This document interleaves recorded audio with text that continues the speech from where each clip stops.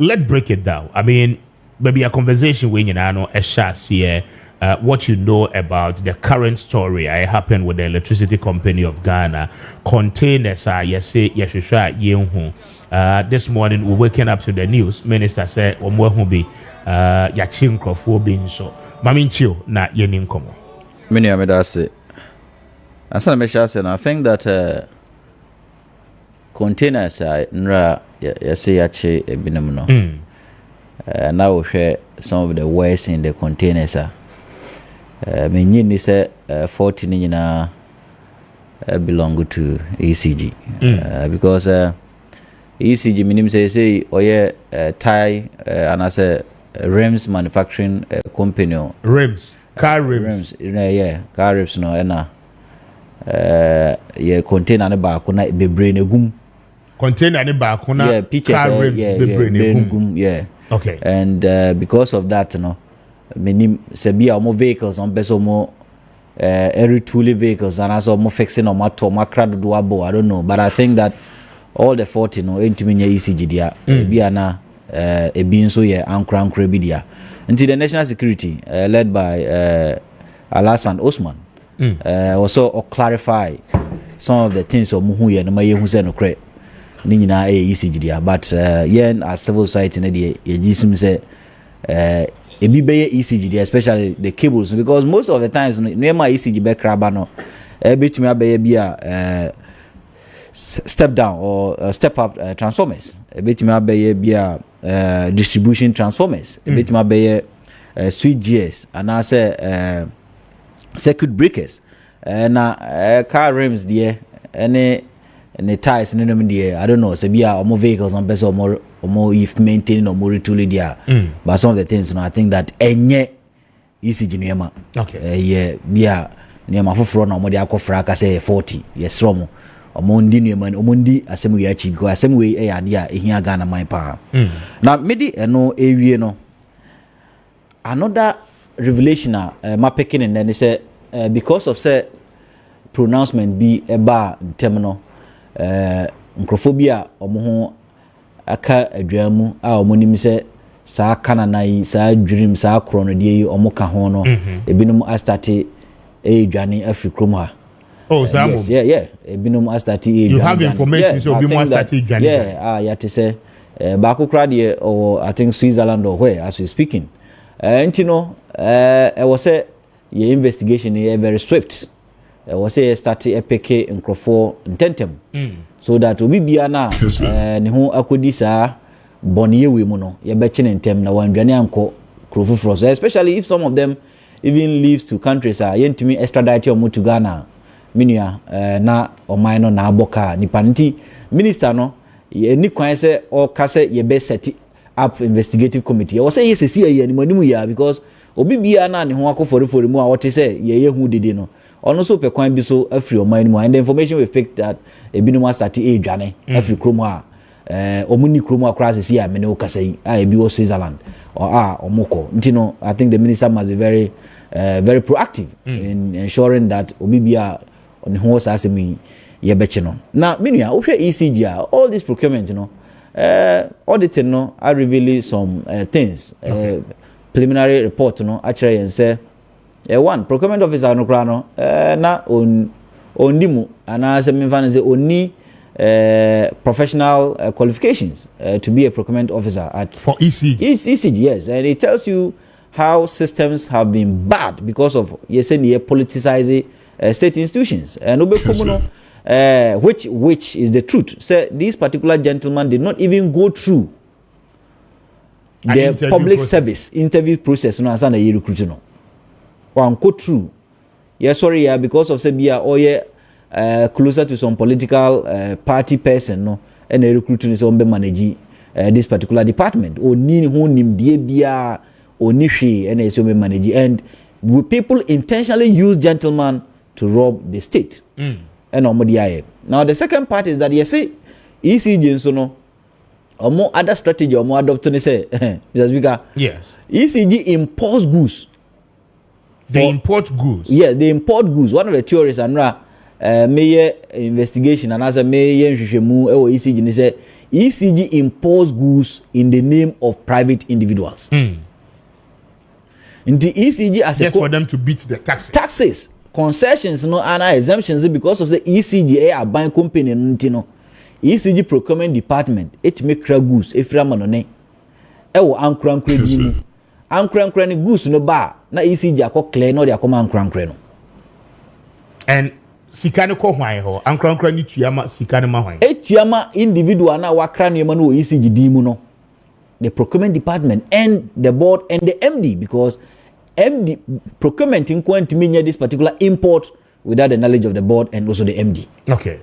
Right? Nti na nipa na kra kire say niema ya yese 1357 containers ayire. Ebia na ECG import ma ankrankre bi e no ma clear niema na dia ma ankrankre no.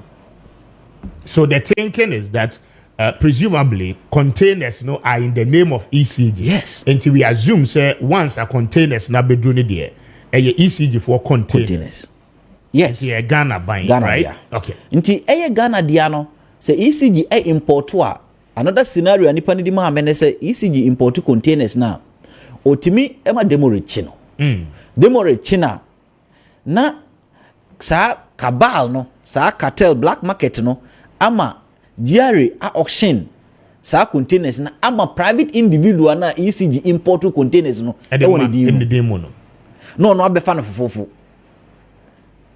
ofa no fofofo a na wasan aton ama ECG niema ne ye niema ECG na nso betimi use because cables na be dia fence switch gears, circuit breakers, distribution transformers, step down, step up and isolators. Sa niema ni nyina ECG betimi use no okrano ECG dimu by ankran credia e bedru porter no washeda si ye niska na port akoso demorage ekosi ho na port na auction through custom division na omo amasa private individual na akoto no asan atwa ne ho aton dia ma ECG e dey ntia be pese be sa masa enye bo apayo ne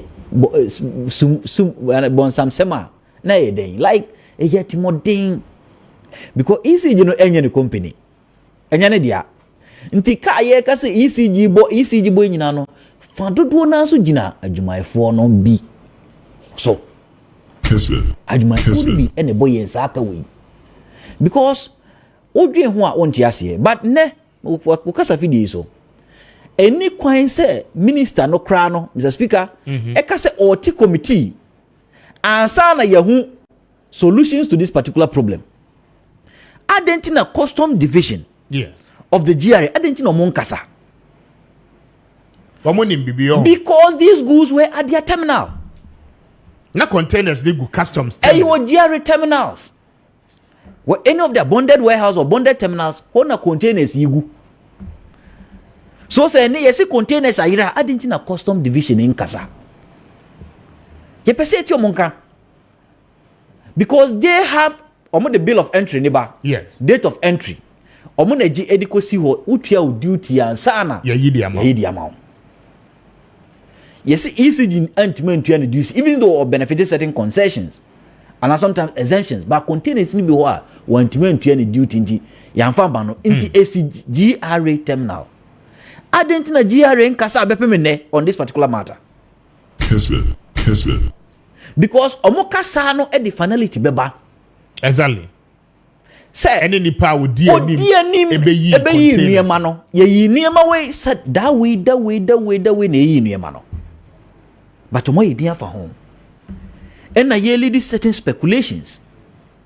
Sen komo kasa antem kra na mo kasa ne aminua anka bia sa aka rims ayeku hu yi nke bitima kasa e ka ho na enka ho because bitima ma a date and data of when and where these goods were cleared.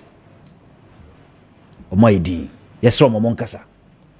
The second one so ne se minua ansa na goods no be free port no e was a Ghana Standard Authority a certify goods ni say goods amodia bay yes amodia bay emit a standard. Okay.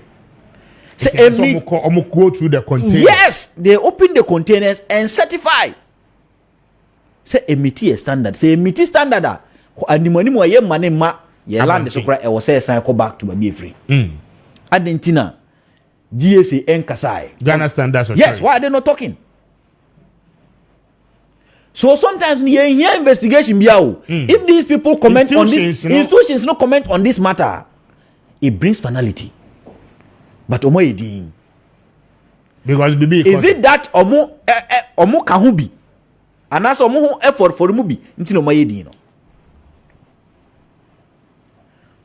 Right? Say na no kre say sa baaku ya mahu ya megidi say 40 na enye ni nyina na ye ECG containers yi.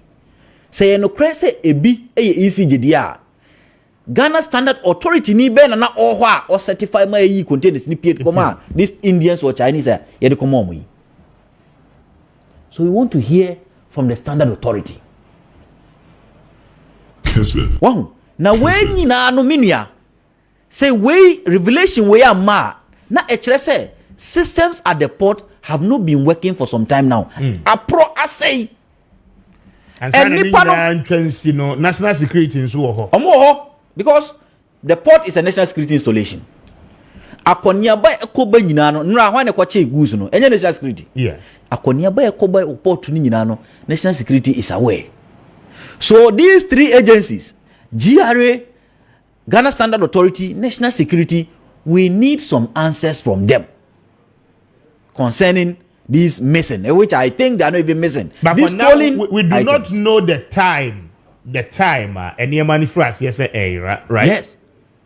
So, all making references to all these institutions, are we talking in terms of the current regime, or more and managing those institutions, and are the previous ones? Must be answered as well. Institutions are going concern.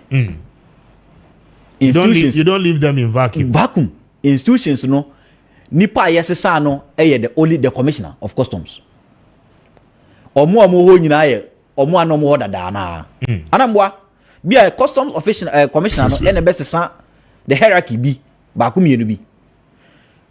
Nyame ncha de ne nukremu Professor Alex, is it Alex Dodo? Once omo ye mienu Dodo fo ne ye mienu ba ku ye athlete. Yes. Na ba ku so ye medical guy gentleman bisa na Ghana Standard Authority. On Professor Alex Dodo no. On Alex Dodo no. He's still there. Nsiah no. Or that's what Ghana Standard Authority. Nti so Ghana Standard Authority ono dia cry Nsiah na aka say previous ana Karen or ho adenti na on kasa. Adenti na on kasa. Is it that omo ka ho bi? We want to hear from them. It shouldn't take only the minister to making pronouncements and sometimes making counter pronouncements and sometimes making mistakes in some of these pronouncements. Senka GRA kasaya, custom division kasaya, senka Standard Authority kasaya and kane yahu finality. Because answer na goods no be free. Because somebody might have cleared the containers. And there was a sad details, no. Eba, if they were not cleared and maybe repositioned at other terminals. And now say you left free ho ediko other terminals other warehouses are GRA nim also kasa. But GRA is not talking. Until it tells you a failure in some of the systems and some of the agencies at the port. And no many obi kasa port or catch me say this issue is not only ECG.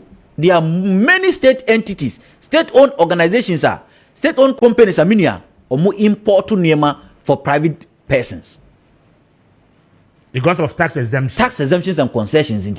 Many state-owned entities here for import to Nema a bedroom kroma a young crown credit and so ye a binding mun import ba. So sad rot no a coso or port and a coso and a nyamenchadie ECG expose this particular rot. Nti yesra ban enya ECG containers nko e wo say ye starting ye audit all the state owned entities omu containers airport omu consignment airport. We need that auditing, especially forensic auditing. Ye wo say audit na ye hu say no crack niema oji ye no o bill of entry no e tally with niema airport.